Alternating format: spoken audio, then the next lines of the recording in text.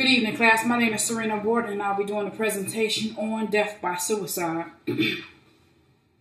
Sometimes the weight that is carried on my shoulders make me question my own existence, but it never gives me the feelings that I should take my own life. So I ask, are you voluntarily ready to die? Suicide is an act where you knowingly and willingly cause harm to yourself. I really don't think that is understood, but it is something that is judged by so many people. You never know a person's mental state and how their life experiences can affect them until they reach out for help or try to gain some type of understanding. Every person that is in existence has a story. Don't analyze and pass judgment on something that you have no idea about. Get to know that person, because his or her journey, it just might surprise you. It was a day that I will never forget. Out of all the suicide prevention classes I have been in, and all the discussions I may have shared with others, I would have never expected the unexpected.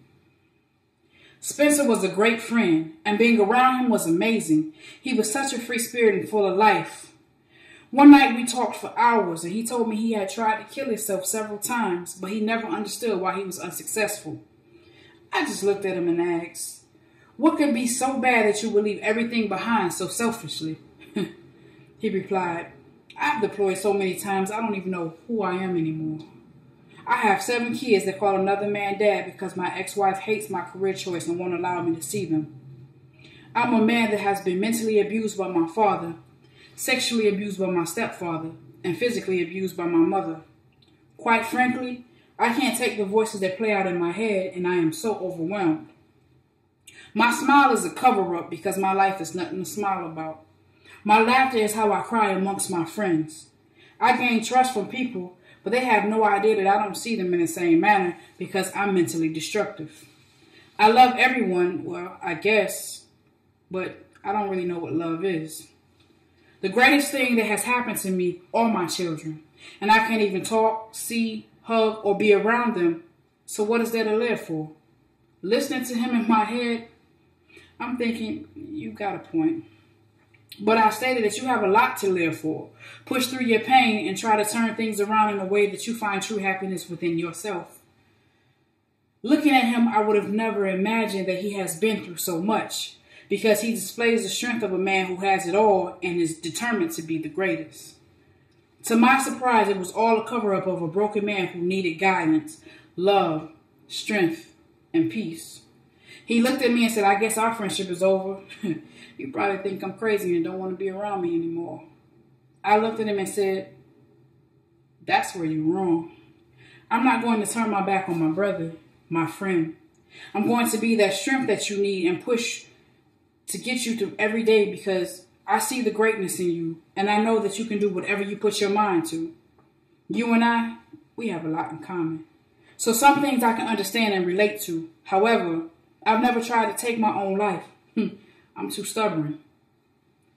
I succeed. He looked at me and he smiled and asked, why? I said, because if I didn't succeed, that would just be another thing that would haunt me every time I looked at myself in the mirror. See, you fail to realize there are others in this world that are just like you and understand your struggle. I've been mentally and physically abused by my father. He beat me until he seen blood. I guess that meant stop. Relatives have sexually abused me, and regardless of whom I told, no one would listen. I've been told I never amount to anything, and I grow up to be an useless individual that wouldn't achieve anything in life.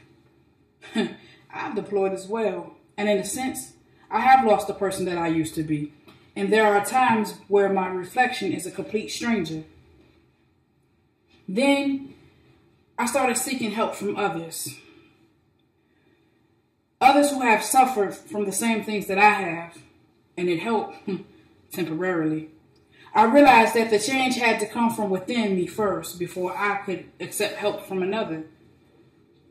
There are moments in life that are disappointments, but disappointments are lessons learned. Either you learn from them or you constantly repeat them. You can get something out of nothing because you're determined to be better than nothing. So believe in yourself more than anyone else has, and you may feel the difference within yourself. He said, thanks.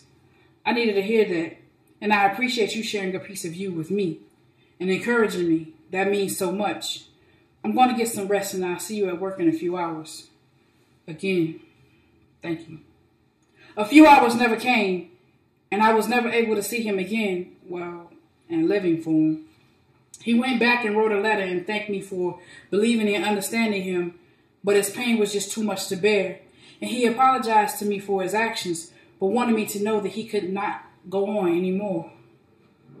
That morning at work, an emergency meeting was called, and they said Spencer shot himself in the head last night. So if anyone needed to take that time off, they would be excused to suffer and live out that memory of their friend.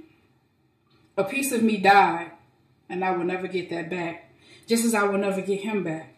Suicide is looked down upon, but get to know that person's struggle before you pass judgment. Everyone has a story, but not everyone's story will end in self-destruction. Wake up!